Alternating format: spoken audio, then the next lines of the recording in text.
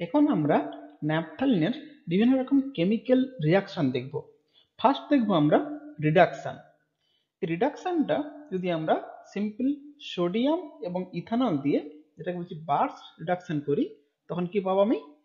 পাবো 1,4 ডাইহাইড্রো ন্যাপথালিন। তাহলে কি এটা হচ্ছে বার্চ রিডাকশন। আমি পাচ্ছি কি জাস্ট এই 1,4 ডাইহাইড্রো ন্যাপথালিন।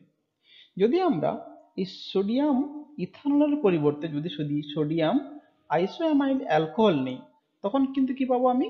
না 1,2,3,4 টেট্রাহাইড্রো ন্যাপথালিন, যাকে আমরা সংক্ষেপে বলি কি টেট্রালিন, এটা পাবো। যদি আমরা সিম্পল হাইড্রোজেন এবং নিকেল দিয়ে রিডাকশন করি, তাহলে কি হবে? না পুরো দুটো রিংই সম্পূর্ণভাবে রিডাকশন হয়ে যাবে। কি পাবো তখন আমি? না ডেকালিন পাবো, তাই তো? তাহলে আমরা কি ধরনের রিডিউসিং এজেন্ট ইউজ করছি তার উপর বেস করে আমরা প্রোডাক্ট পেতে পারবো। যদি আমরা অক্সিডেশন রিয়াকশন দেখি, ন্যাপথালিনকে যদি ক্রোমিয়াম ট্রাইঅক্সাইড এবং অ্যাসিটিক অ্যাসিড দিয়ে হিট করি, তখন কি পাবো? না 1,4 ন্যাপথোকুইনন পাবো। যদি আমরা ওজোনোলিসিস করি এবং তারপর জিঙ্ক দিয়ে রিডাকশন করি, তখন কি পাবো? না ফেনাইলডিহাইড পাবো। যদি আমরা অক্সিজেন এবং ভ্যানাডিয়াম ট্রাইঅক্সাইড দিয়ে অক্সিডেশন করি, তখন আমরা পাবো কি? না থ্যালিক অ্যানহাইড্রাইড। এছাড়া যখন আমরা অ্যাকোয়াস পটাশিয়াম পারম্যাঙ্গানেট দিয়ে রিয়াকশন করব, অক্সিডেশন করব, তখন কি পাবো আমরা? তখন পাবো থ্যালিক অ্যাসিড।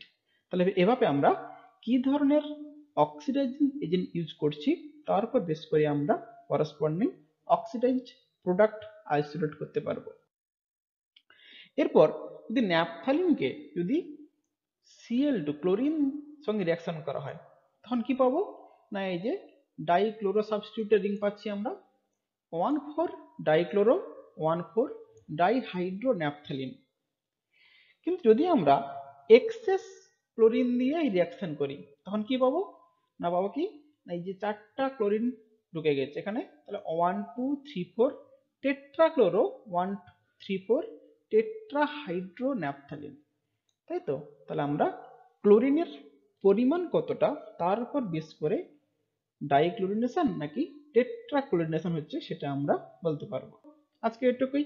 Thank you.